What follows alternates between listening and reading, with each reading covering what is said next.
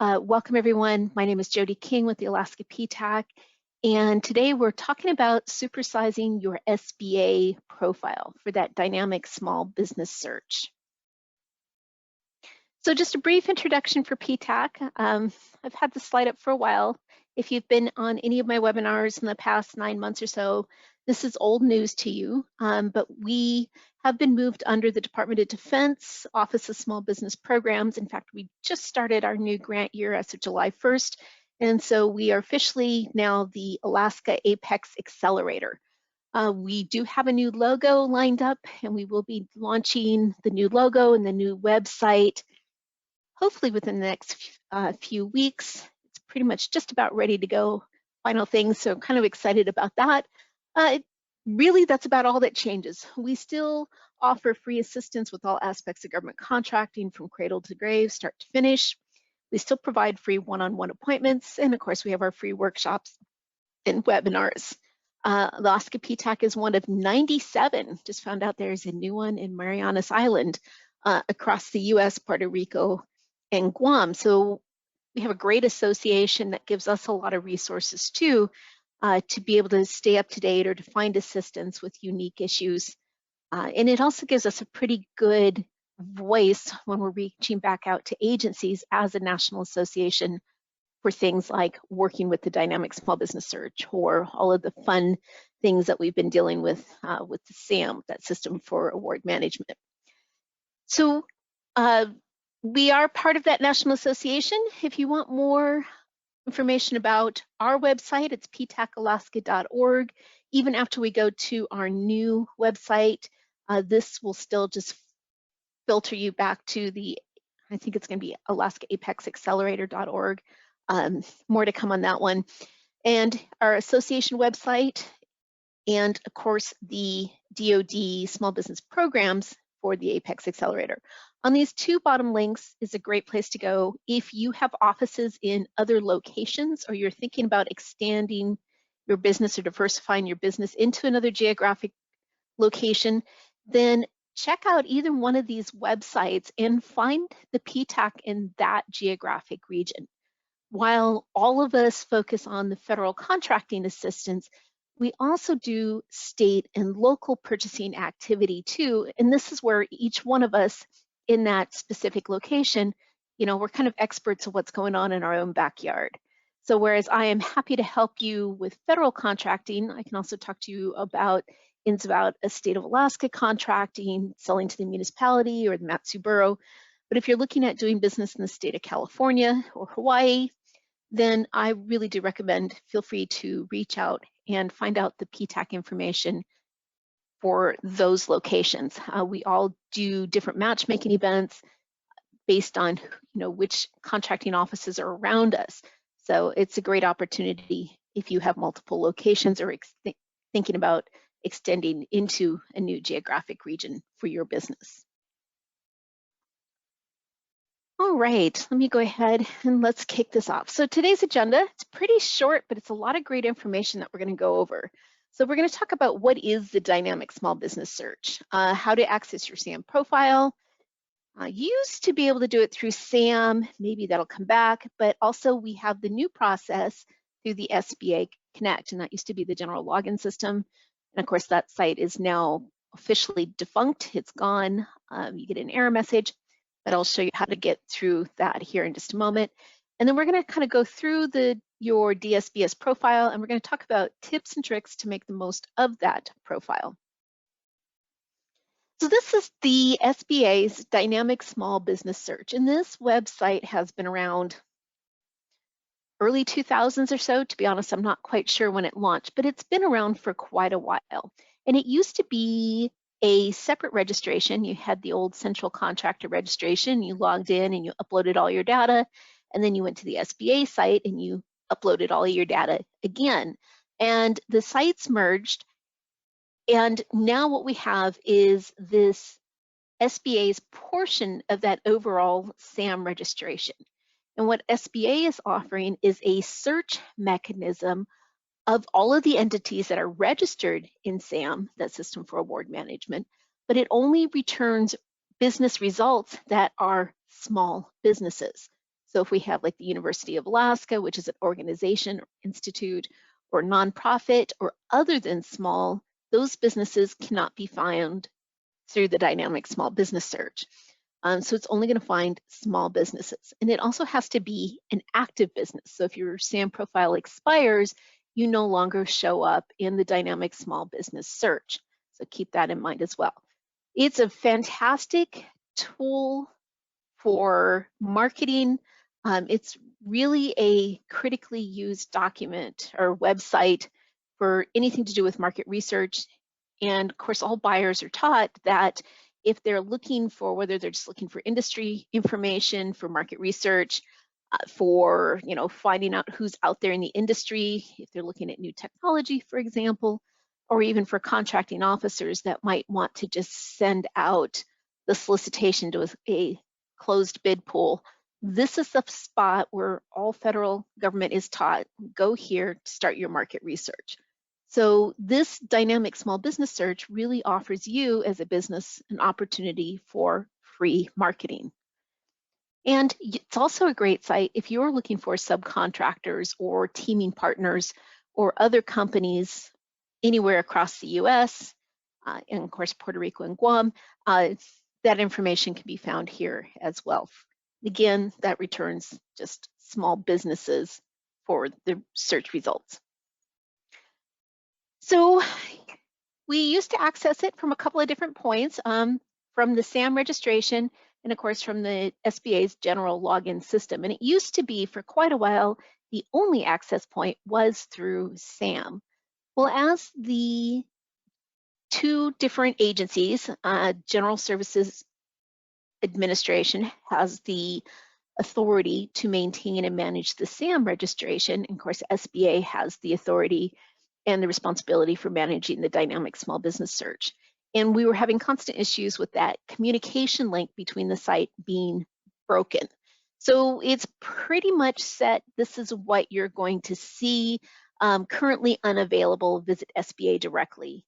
So this may change in the future, but for the last few times that I've been checking, the last month or so, your only access point to your dynamic small business search is going to be now through this SBA Connect.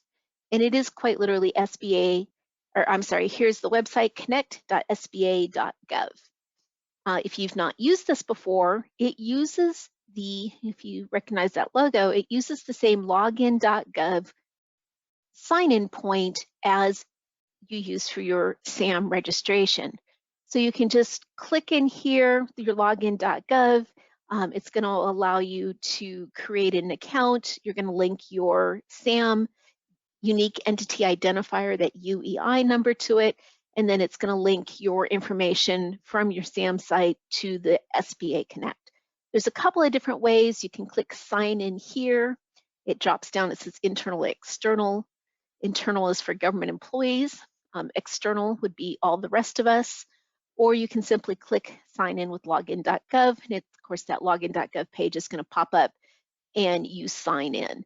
If you are not responsible for the SAM maintenance, if you've never created a SAM profile for an individual account, you can, once you click on that login.gov, you can follow the process, follow the steps to create a login with login.gov.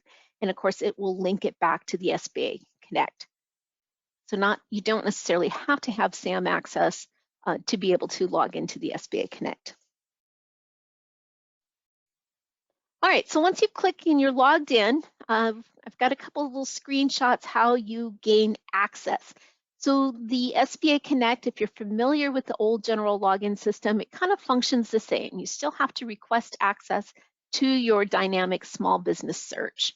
So here in this first screen, this is just your dashboard. And if you click either home or dashboard, it's still going to bring you to this.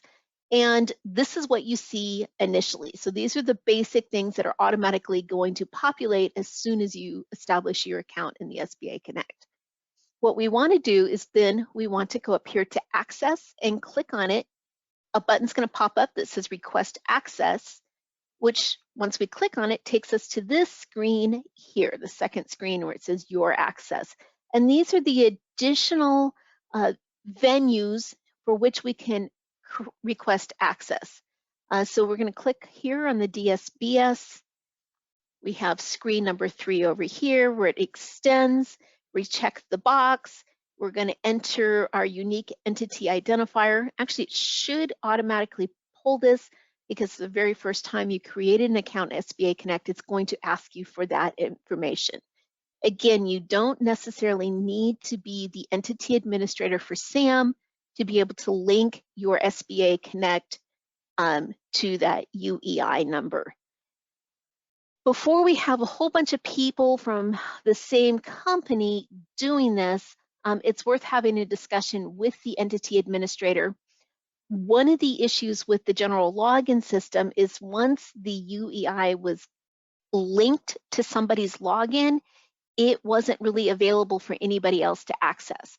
Now, I've not worked with anybody, I've not heard if this is the case with the SBA Connect, if this UEI can be linked to multiple different people to have access to the dynamic small business search, or if once one person's linked, that's it.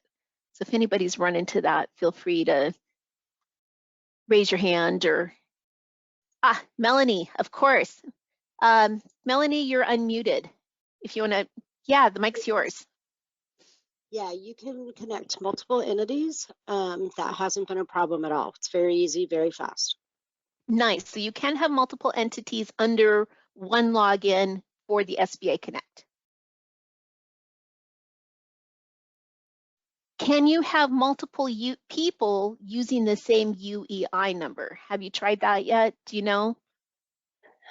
I think we have. Okay. I think my team partner, team member Anna is on, and yes, we are both logged in. We both have the same UEI added to each of our. Yep, nice. She says yes, it does work.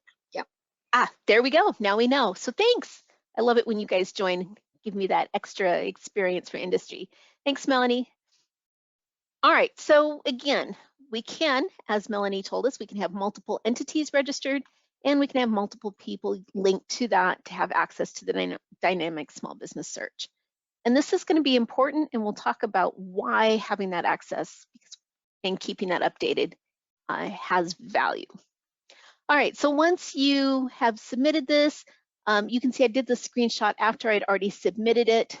It's linked, I hit submit. I went back in here to get the screenshot, and you can see it's pending.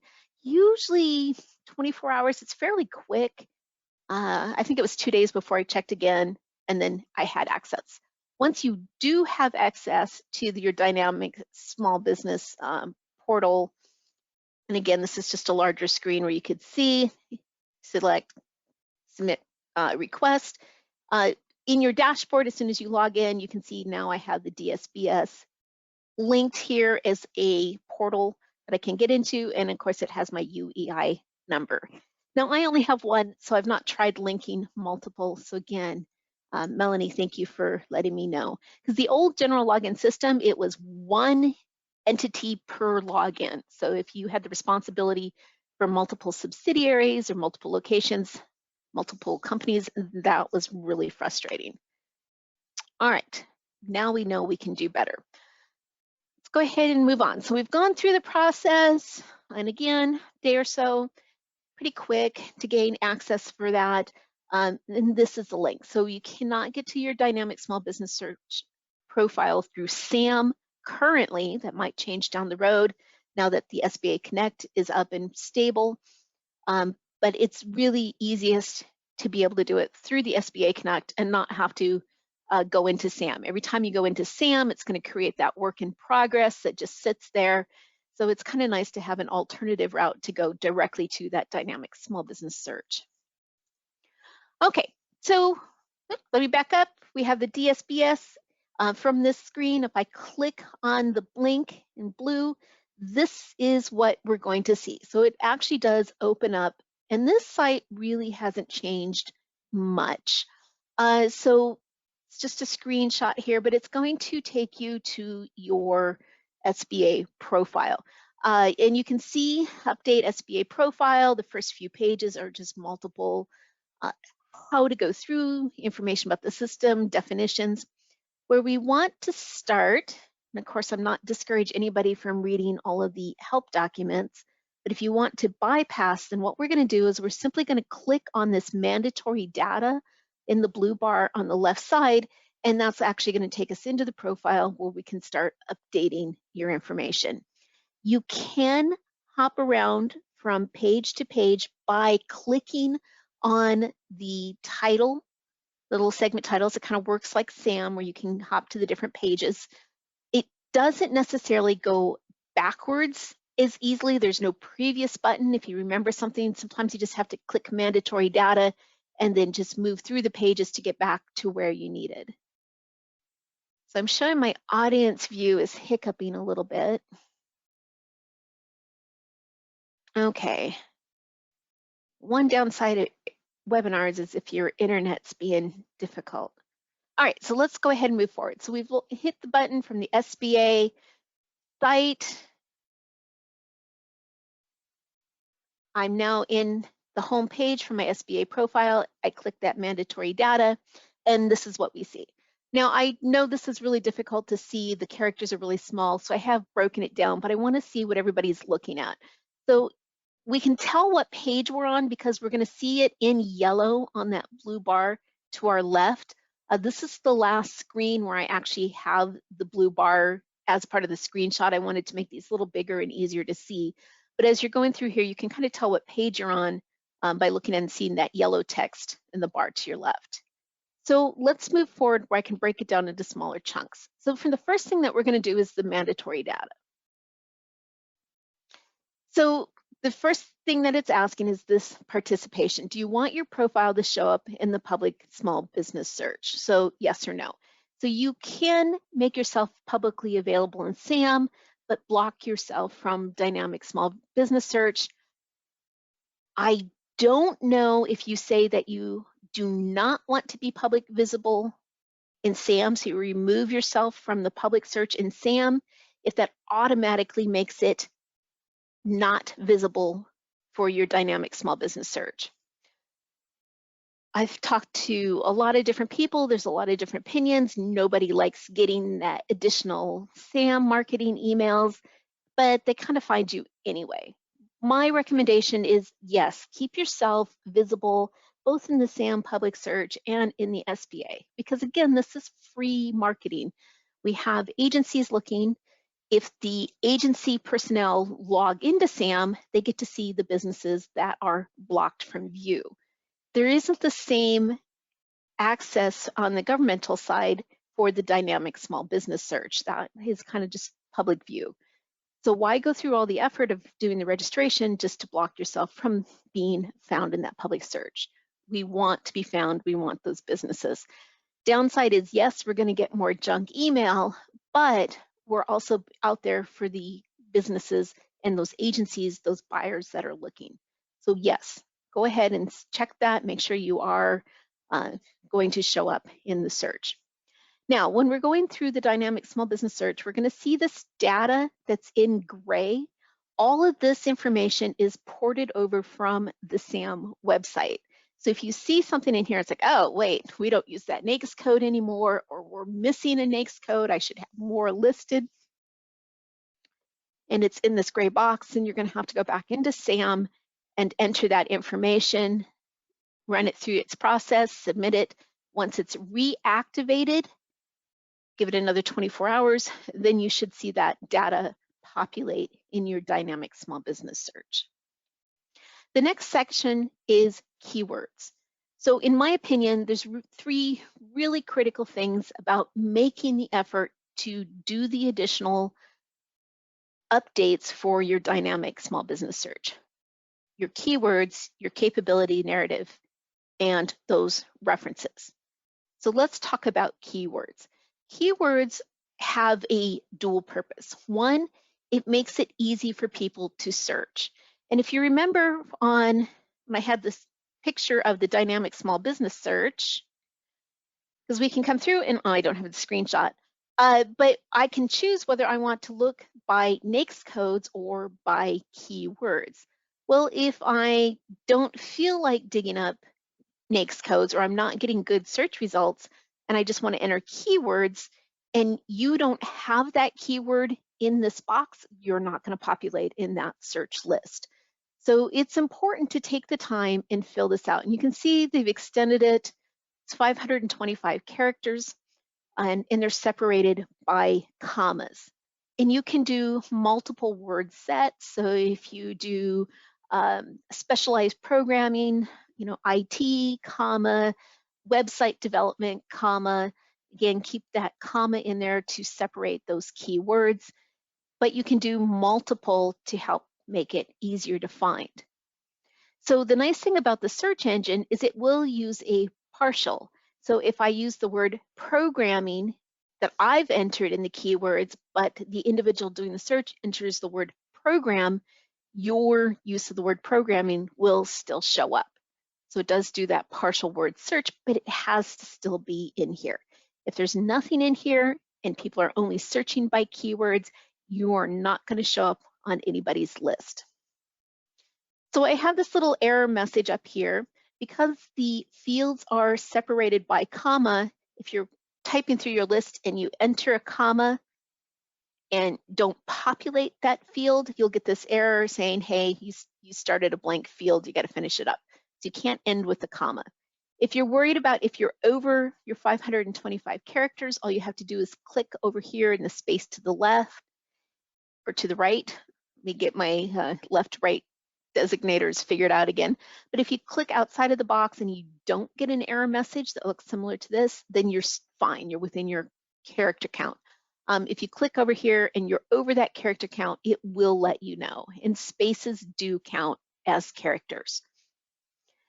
So keywords, again, we're making it easier to find, but also when we're listing those keywords, it helps define the NAICS code. So if somebody's actually looking at our profile, they've clicked on our name outside of the large list, and they're scrolling down, because sometimes those NAICS codes are very generic. You might see something like all other technical industry support, or it can be very broad. So having those keywords listed right under the NAICS codes can help define specifically what it is that you do. So one, makes it easier to find. Two, it helps define why did you pick these NAICS codes. It helps define what it is that your business does when somebody's looking at your individual profile. When you're entering keywords, feel free to, enter words as if you were kind of explaining to, an elementary classroom of, oh gosh, I can't even remember what they're called. It's been too long since my kids have been out. But they talk about different industries. Kids can go in and they bring in the speakers and you're like, here's what I do. And, feel free to break that down. So as we can see here, grounds maintenance, indoor plant care, snow plowing, sanding, ice control. Fill that up because we don't know what people have clicking around in the back of their brain when they're searching. How are they define that need that they're out there looking for? So take advantage of those keywords.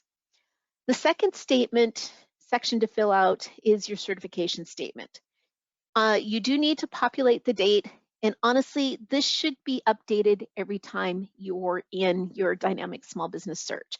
It will sit there with the last date. It won't trigger you to refresh that date, but as individuals are looking at your profile, it does in the very upper left-hand corner have last time, shows the date last updated.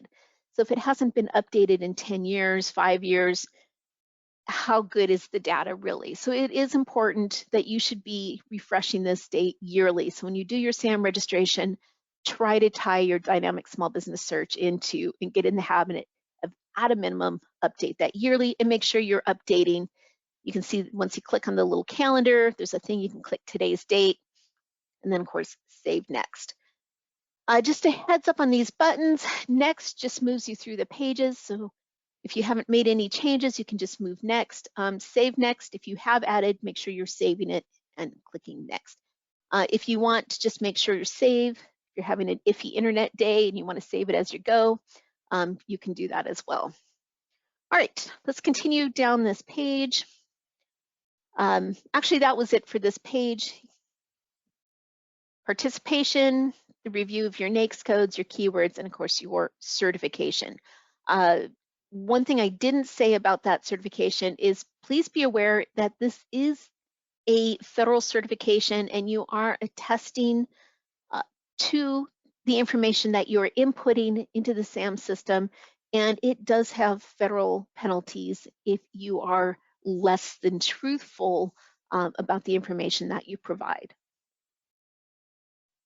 The very next page is the SAM collected identification data.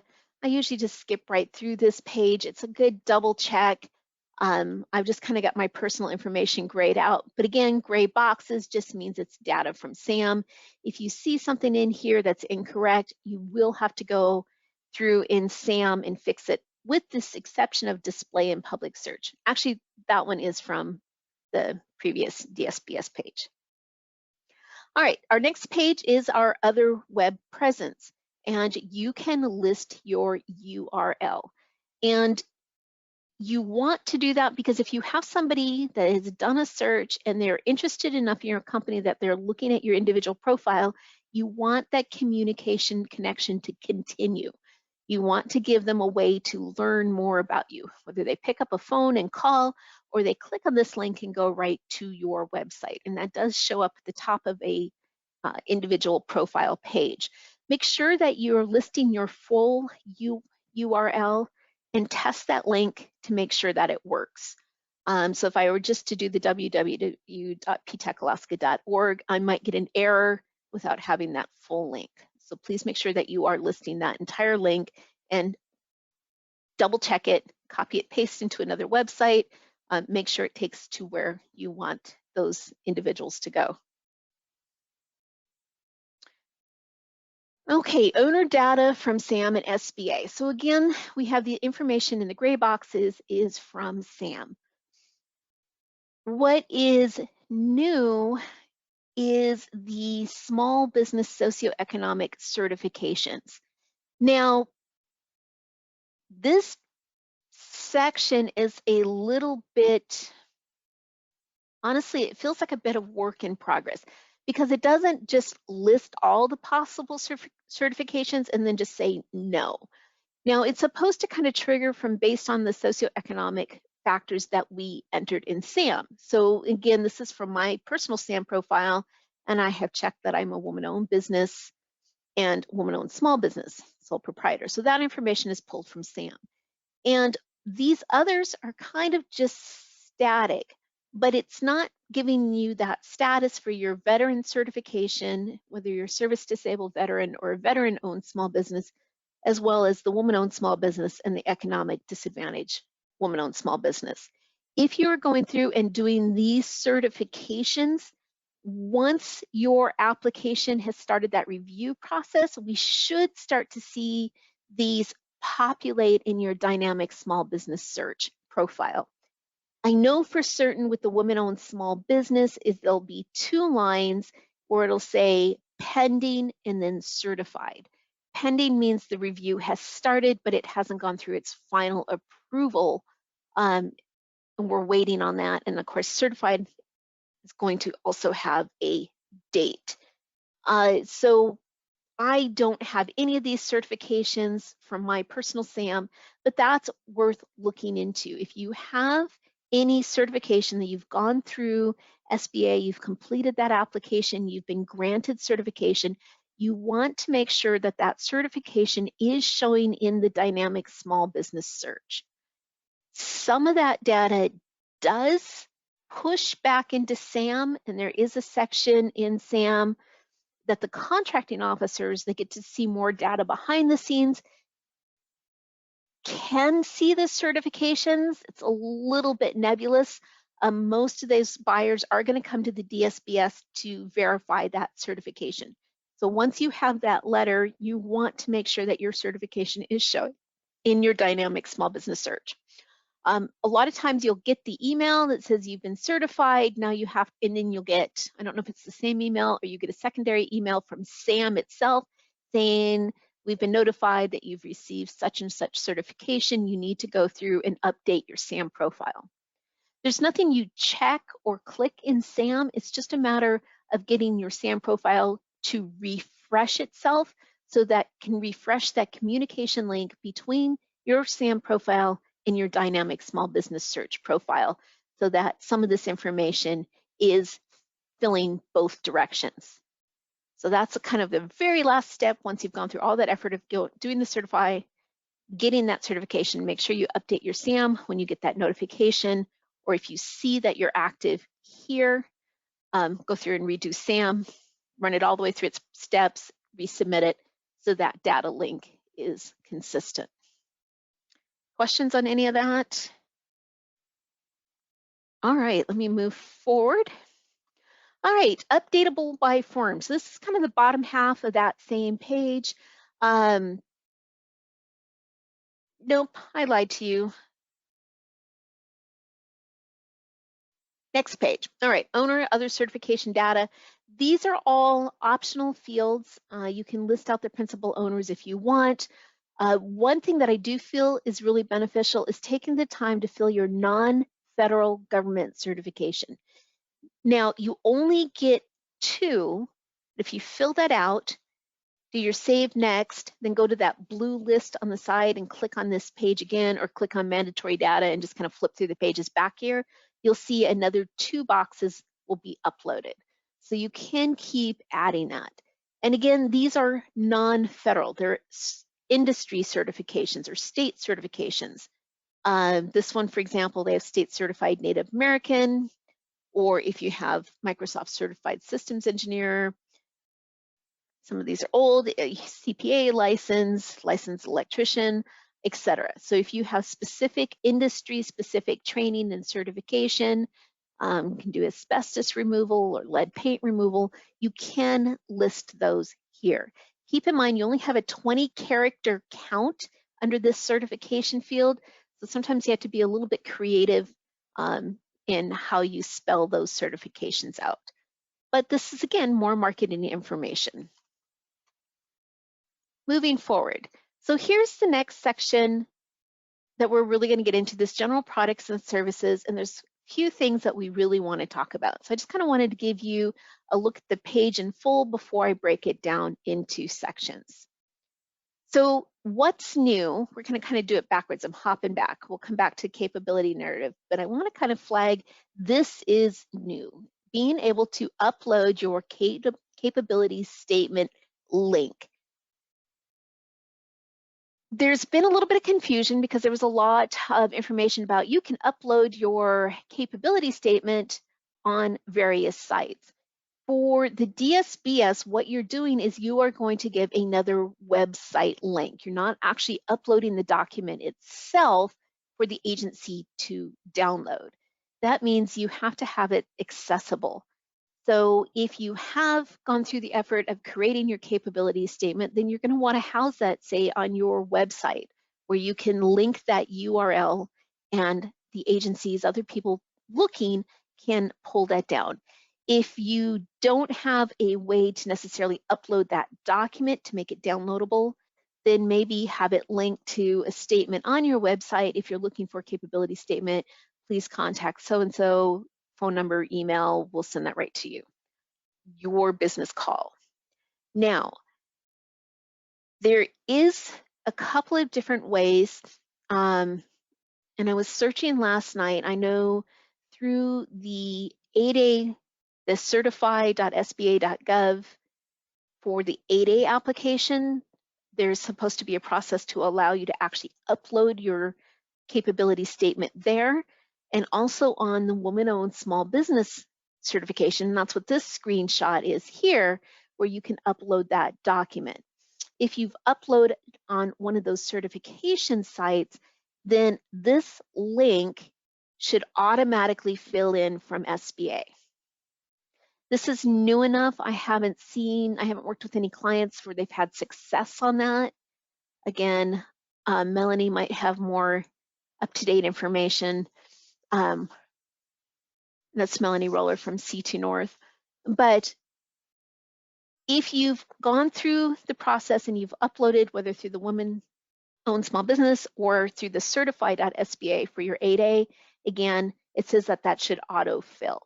If you haven't, or you're not eligible, or you're not doing those certifications, again, just like when you entered your website, you can get a direct URL to direct someone to whatever posting service that you are using so that they can then download that document.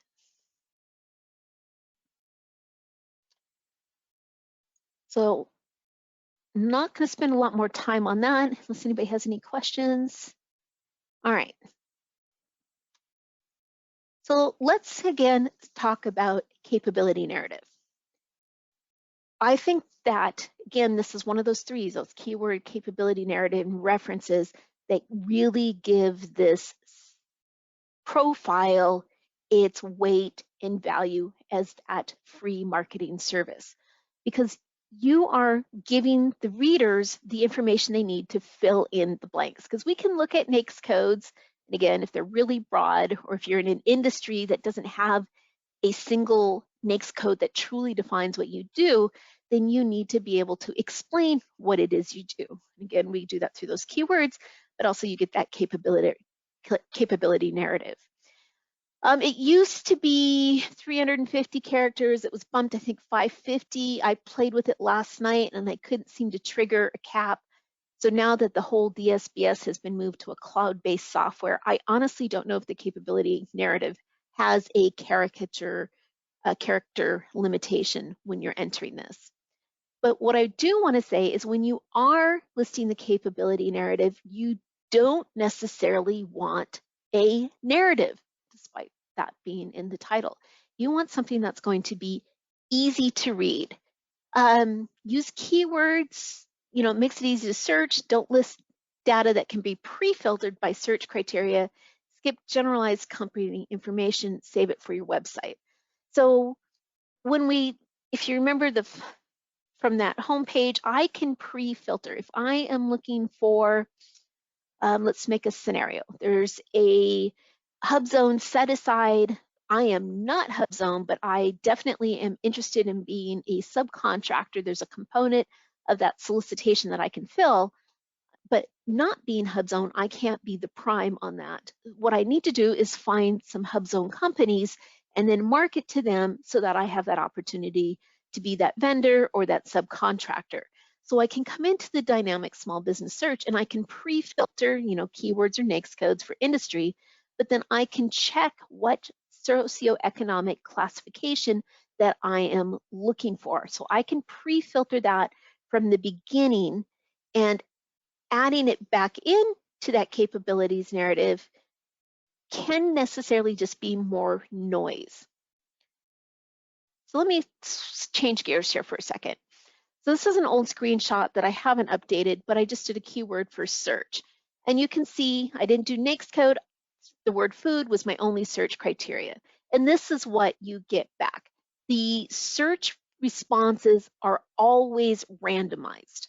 So they don't automatically do any alphabetical order. If I did the same search 4 or 5 times, the order in which these show up is always going to be varied. So here I am looking at, and they kind of have a bit of a color separation just to make your eyes easier, but already this is a lot of text. And quite honestly, we're busy people. How much of us really want to word by word read through all of these? So what if we get like 500 responses back for our search results? Do we really want to read through this? We want to just skim it. It's what we do. It's how we speed through. Our brain is pretty quick. We have some pre-filters kicking around the back of our brain pan, and we're going to skim. Mallard Bay Enterprises LLC, well, I have their name here. Having it again, why? Why? It's more stuff. Native Corporation, okay. From my very first initial scan, I still don't know what they do because they have this big, long definition, but how does it tie to food? So I'm moving on. Now, I can't talk about everyone doing this. I like to think I'm, kind of a good example of the average person looking for stuff, but I am definitely not going to take the time to read word for word through several hundred of these search results. I am going to skim, my eyes are going to zigzag back and forth and look at that, just as I was running the mouse, here's somebody that says food service when I did the word food. My bet is this company, the 6 Mile LLC, is going to be the first one I click at to actually look at their profile to see what it is they do. So when we spend valuable space telling readers information that's already here or not while we're looking, then to me, it's too much visual noise. Now, that is my personal opinion. You might have marketing companies that say, no, you want all of that information because, it's relationship building. It's about building that person-to-person history and understanding that this is your company and you're a small, company, you local owned, building that trust. But this venue isn't necessarily the way to do it. Because you have that information that you can click, I have my URL, it's going to populate that page. I can then really take the time where there's more space and you've taken their interest one step further to provide all of that relevant company detail, that history, to personalize your company to the reader. But from this site, I want something fast and easy that I can whip through and find those businesses that offer what I'm looking for. And so a great way of doing that is starting off with a number versus having a character. So in my example, having your number of years industry experience versus corporate experience. You might be basing it on you if you have a new company, but you worked for someone, previous employers in that industry for those 15 years experience before you opened your own business. That industry experience is critical, providing in-state remote services. So I'm giving enough information.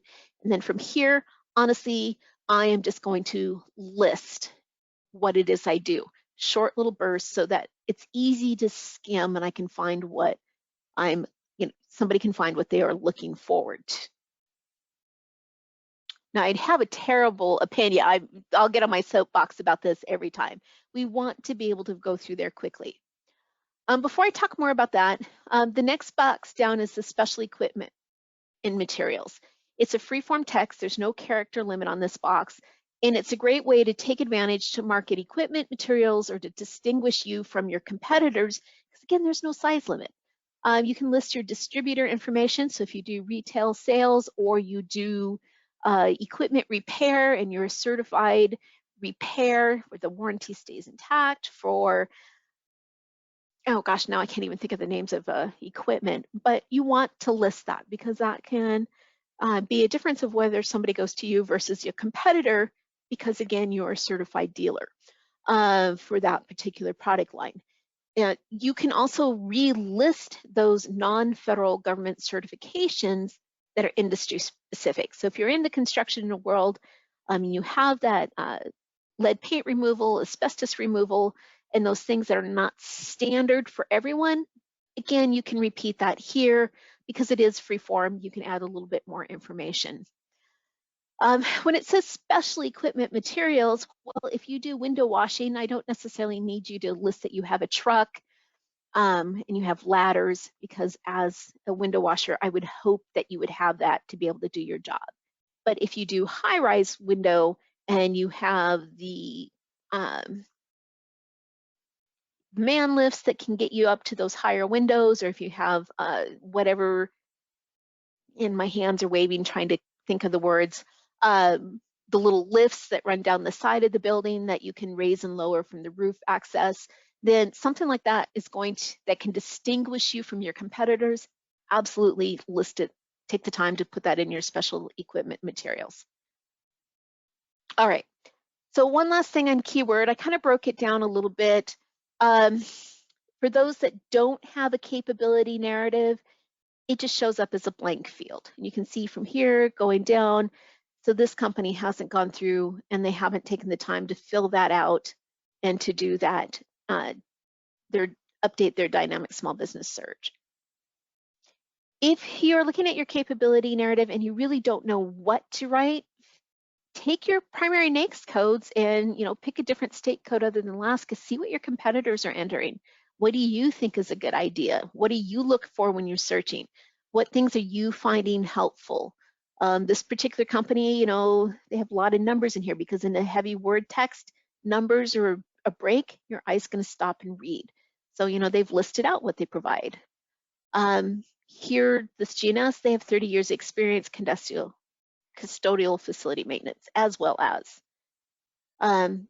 Interesting thing though, I search for food and they don't really have that word here. So maybe I'll stop and read those if I'm not finding that elsewhere. So think about what it is, the why you want people to reach out. What is it that you do? What do you want to list?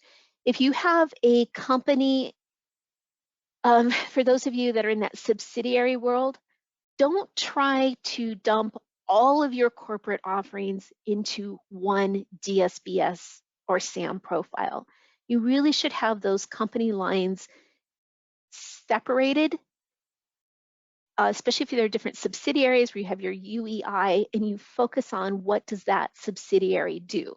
Just because the family of the corporation, you have other subsidiaries and they can do between that entire corporate conglomerate, you can do 20 different industries.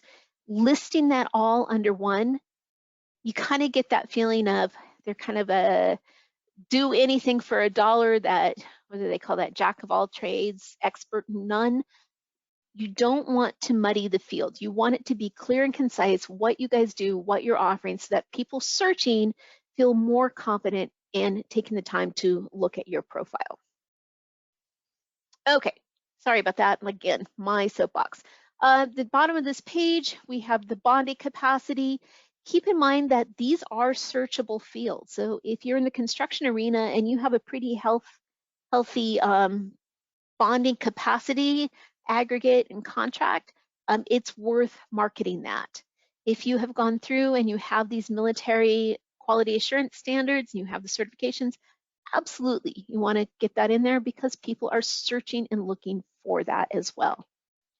Export profile, the only thing that's new is they allow you to check, instead of having to pick in all your companies individually, if you do export, you can check by language and this will autofill more information, but this is where I want to spend the last 10 minutes of the webinar.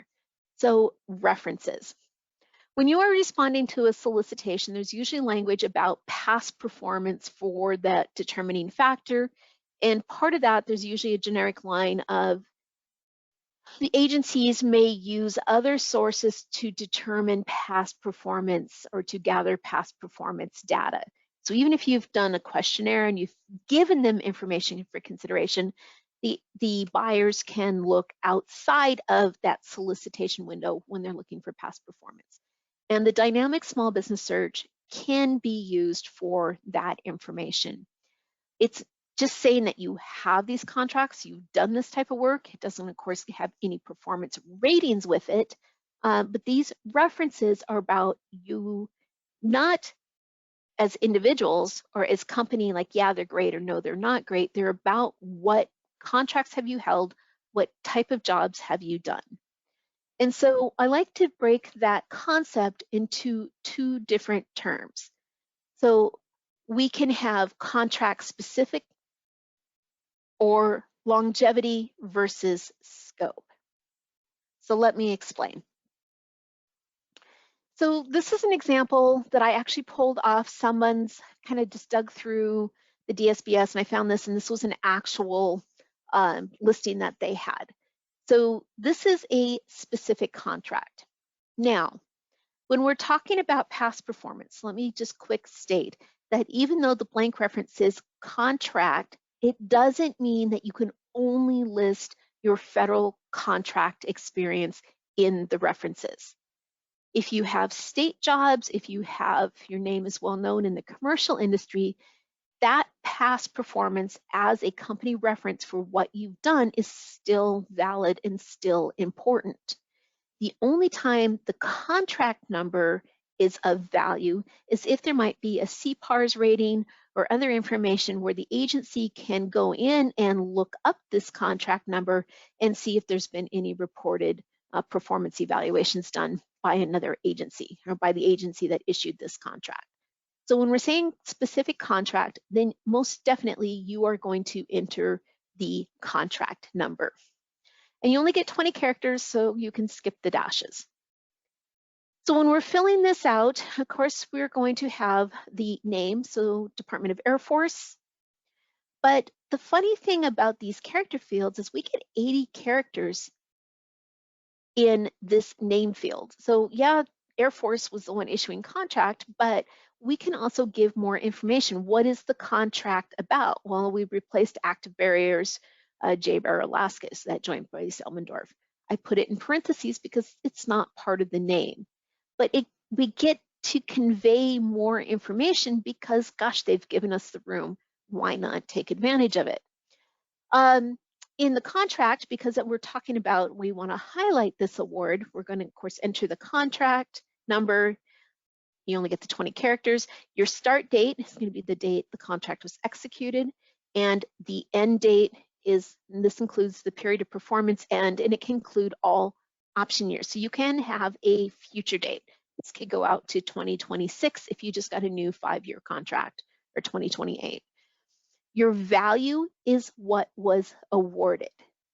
So if you have a multi-year contract and you had the value of that contract is 911,000, even though you were only awarded maybe 100,000 for that first option year or that first phase. So, but the value of the contract is, again, that executed awarded amount. Your contact name, and of course, I just put a generic in here for purposes of example, but you should have a phone number. And it's good to get permission when you're listing people's name. Be aware if that person leaves, make sure you're updating that point of contact information. If it's the COR that you're putting in here, maybe they have a generic office line that goes to an administrative officer, an admin, somebody that can then forward that or respond.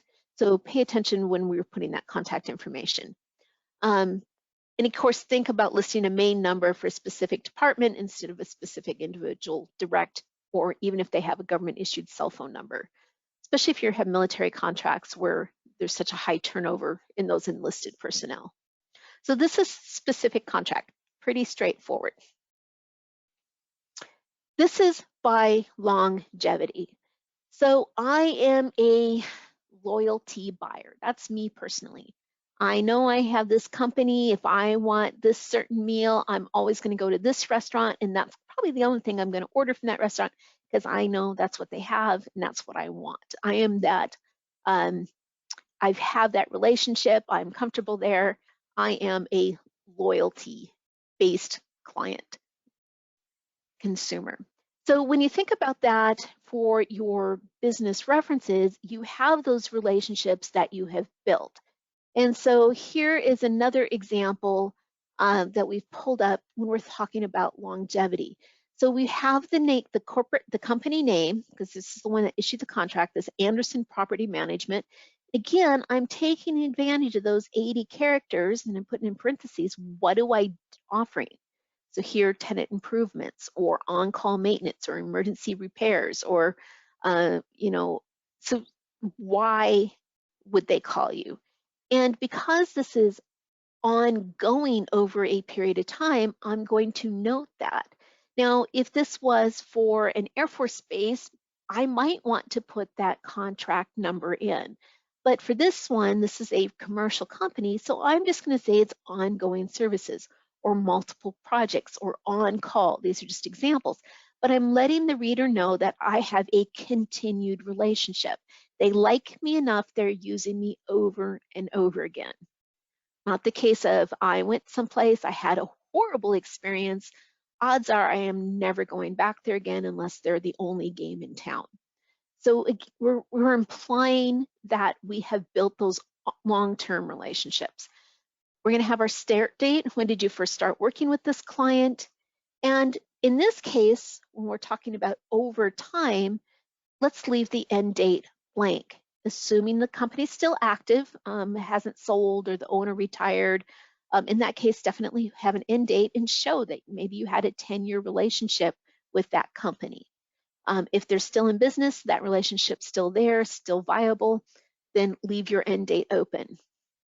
Your value, instead of being, oops, sorry about that, instead of being what was that contract award, because that's contract specific, we are talking about gross receipts to date. How much have you made from that relationship with this company? So again, I've done tenant improvements with Anderson Property, have had ongoing services since 2001, and I've made 514. That has been that value of this business relationship. And of course, I have my contact information. So it's something to think about. And it doesn't necessarily mean I have to have a government contract when I'm listing those references. Scope is another to kind of show your capacity. So again, here we have, this is a commercial, you can see Alaska Airlines, and I actually really did pull this right off another profile, is they did this advertising and marketing campaign for 2020 for Alaska Airlines for their Club 49 program. And you can see it was only a 7-month window, this start date to end date, and yet it was 1.5 million in a 7-month period. Well, if you have a single person staff to do 7 million in work in a short period of time, that could be challenging. But what we're saying is they were fully staffed up with all of the capacity and the capability to turn a large volume around in a very short time period. So again, shorter time period, large dollar amount, shows business capacity, implies larger staff ready to tackle larger projects. Now, not everybody's going to necessarily read that critically with this in mind, but it's funny how our brain gathers data that we may not be consciously aware of, and it helps for that business decision of, do I want to work with them or do I not? So keep that in mind. So there's 3 different ways. Again, that contract specific, where we're wanting to call out, is especially important for those federal contracts. We have longevity, where we've built over time this great business relationship. With this company, we are a known entity. When they need work, they call us. And then we have scope, where we want to call out a specific job that we did where there was large turnover. And again, we are adding those additional descriptors in here and taking advantage of this limited space to give more information. Now, the display order, you don't necessarily have to use it. It's automatically going to drop to the bottom of the list, I believe. You can go through and renumber. If you have 5 things, number 1, well, then they just kind of stack in the order that you entered them. But you can go through and reorder what you display. Again, just like looking through a huge list of those returned for business list, like that, when I was showing you the example for the capability narrative, nobody is going to want to read through all 100 of your references. So with that in mind, keep it concise, delete your own projects. Having a lot of information there doesn't necessarily mean somebody's going to read it. We're wanting to highlight and have at least 3 to 5 references on that DSBS, and you want them to keep current. If I'm looking at your profile and your last reference was more than 5 years ago and there's nothing listed for references in the past 5 years, well, I don't know, are you just so busy you're not bothering to update it? Or has this been a really rough 5 years and you don't have any jobs that you are marketing or listing as references? So you've entered this little bit of uncertainty. So keep that in mind. And again, feel free to delete and keep current, 3 to 5 years, unless you're in an industry where the solicitations themselves are willing to go out to 10 years for purposes of past performance. In that case, then that's what your profile in the DSBS should reflect. But generally, 3 to 5 years, delete those older jobs. You can highlight them on your website and keep your timeline of projects on the website with the photos and descriptions. But when we're talking about a limited site like this, where people are going to come in, they're going to peruse, and they're going to exit, you want to keep just pertinent data that we can easily review. So I'm starting to run over. So this is my kind of my last page here. why and to when to update your DSBS. And just, there was a last page, I clicked end, you can see it says you've reached the end of your pages. So before I let you guys go, just a little bit to think about. This is a free marketing website. You are not paying anything except time to have this going. And at a minimum, it should be updated yearly. Federal employees, both contracting staff and project staff, are taught to use this website for conducting market research. It's really critical to keep that in mind. This could be the first access point to be discovered, so the buyers to find you, or those prime contractors, or those potential teaming partners. Make sure there is a clear trail back to you, website and current contact information. Now, the contact information does pull over from Sam, so pay attention and make sure that you don't have anybody that's left the company listed as that point of contact. Update it at least once a year. And when you do, update that date, that certification date on the first page, because that shows in your profile. Update whenever you have a new project or contract that you want to highlight, especially as you're just getting your foot in that federal contracting arena. You want to list those contracts so you can show other agencies that government is doing business with you. And again, don't feel that you have to only list federal contracts, because doing that longevity versus scope, putting that data in there, you can really highlight your commercial and residential clients as well. And then make sure you update those point of contacts for older references. So if somebody's left the company, if somebody's actually going to take the time to call and do more due diligence to find out about you, make sure there's a good contact there. So, questions, anybody? Give me 2 more minutes. I apologize that I'm running over, and I'll let you get going. One thing I do want to let you know, on August 9th, we are doing a webinar on creating capability statements. Since we have these new processes where we can link on our DSBS page, those capability statements, it's kind of a good indicator that if we don't have one, maybe we should. So we do have a workshop coming up on August 9th. Feel free to sign up for that.